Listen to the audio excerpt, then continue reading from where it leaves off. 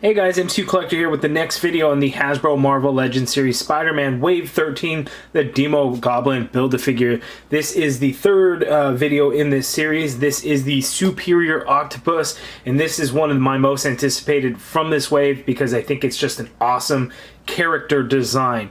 Now this is Otto Octavius, and we'll get to the bio here shortly. But this actually, I didn't read any comics with this with Superior Octopus. This actually, he first, I don't know if you consider the first appearance to be at the end of the Clone Conspiracy Dead No More, but that's when I had stopped reading the comics. You know, it was at the point where Otto, needed to get his mind in there because of all the stuff going on with Jackal and everything, and he came into contact with Hydra, and Hydra had the body or whatever it was, and that's how it happened. So I didn't actually read it at that time, but I had read through the Clone Conspiracy, and right at the end is kind of how that happens, and he gets into this body. Side artwork looking amazing. I really like the way that looks. I think it's just great. Again, I love the character design. I think it's just awesome. Here we look at the back of the package. We have all the figures in the wave to build Demogoblin. We've taken a look at the two Gamerverse figures. Then we're on to Superior Octopus. Next will be Vulture, White Rabbit to clear out.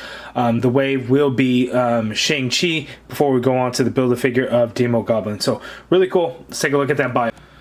Otto Octavius suits up in a high-tech spider suit to protect the city as the Superior Octopus. So that's pretty interesting. I thought he was still a villain. I didn't know that he was doing heroic things as the Superior Octopus. I know when he took over Peter Parker's body that he actually acted hero-like, as in he did good things, but he did them in bad ways. So I thought he was a villain, so that's pretty interesting. But anyway, there he is. Let's get this thing opened up. Okay, and here is the Superior Octopus figure out of the package. And you know what? This one does not disappoint. Although there is no bendy wire in those tentacles. So I know everyone's going to be upset about that and really wanted that. But again, there's no bendy wire in the tentacles. Why? I have no idea. That's the only flaw to this figure. I think it is absolutely fantastic. The character design Hasbro absolutely nailed. It is really cool. There's a new torso piece that I think is great. So it's just very pleased with this figure. The only accessories he comes with, aside from the tentacles, of course, are both arms to the Demogoblin Build-A-Figure because, it's 6 figures in the wave, but the glider acts as its own piece as well. So both arms for the Demogoblin. You can see that this is the same arms or upper arms and shoulder pieces that the Green Goblin, Hobgoblin use. The forearm piece is going to be new, as well as the hands actually look new, and that's actually done really, really well. So we'll put those off to the side, and we'll put the Demogoblin together in the last video in this series. But the Superior Octopus, fantastic. So let's get in closer, you guys, so you guys could just get a better look at everything going on here. But beautiful figure, beautiful. Okay guys, so here is up close look at the Superior Octopus. I can't tell you guys how much I love the design of this guy. So there is the head sculpt that is new, because those are ours, like special lenses for the eyes, and it's done nicely. The paint apps are very nice. The green is applied nice. The black is applied nice over this flat gray. The flat gray is done very well, because they can sometimes end up with a gray that has a slight bluish hue to it, like the X-Force Deadpool from the Sasquatch wave. It was good, but it wasn't great. The Hascon Deadpool gray was great, and I think this one's kind of a little similar. So it comes out looking very, very, very, very good. I really like it. This bright neon green that they use for the Octopus logo looks really good, and you can see it a little bit on the shoulder there, the other shoulder. We actually get it right in the middle of the tentacles on the claw ends. Each one has that same green there. We actually get that green on the hand there, in this hand. These are newly sculpted hands that unless I'm completely wrong, but they look brand new and they're sculpted very nice. I really, really like the way they came out and the design of it. These gauntlet pieces are kind of floating pieces that go there. Those are done in just kind of a gray plastic, although there's a little bit of shine to it, so it kind of has that gunmetal color to it, but not as nice as what you actually see on the hand. That is like a true gunmetal metallic paint that's on there, and that looks really good. It's kind of hard to notice because it's kind of a fairly small piece, but you can see it on top of the black of the hand, and I just think that came out looking really good. The rest of the legs are all black, and then we get this little bit of gray that's kind of goes along the leg there and then on the foot. And again, the paint apps are applied very nicely, so very little paint on this figure, but what's there looks really good. Now the tentacle pieces connect to this piece right here on the back. You could see there, and then you could just pop them in, and you can put these tentacle pieces in any particular position that you want. I just put the two longer ones on the bottom, but you can switch it up all that you want, you know, for whatever look that you're trying to do. So we can do that where it's just really hanging out there. You can do this to where it kind of comes around. So however you want to get that to look, you can reposition those any way you want. Now these tentacle pieces all connect to this back piece here. You can see you have the 4 ports there.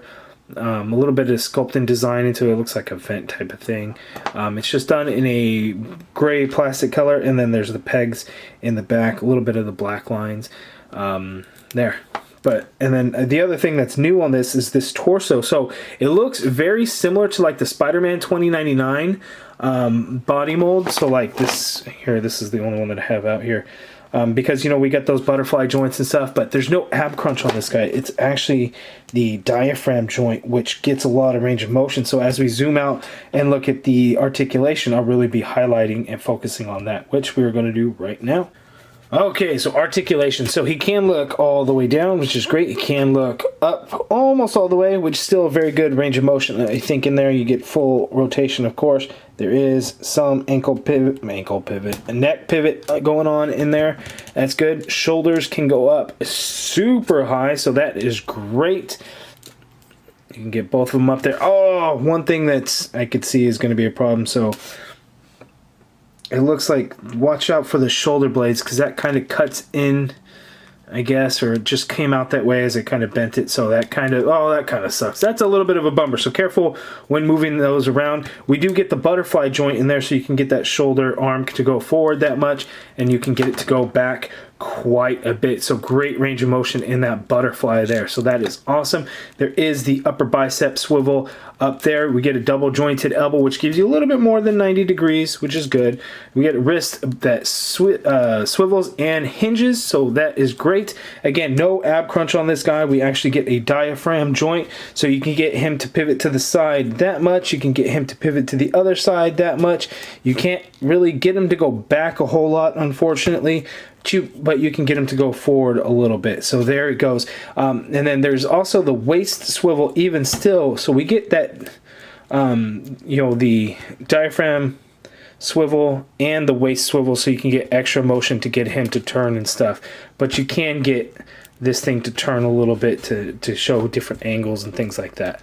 Legs go out that far apart. It can kick forward that much, so fair amount. Goes back a little bit. There is an upper thigh cut there. Double jointed knee, which works well. There is a calf swivel there. Foot hinges all the way down.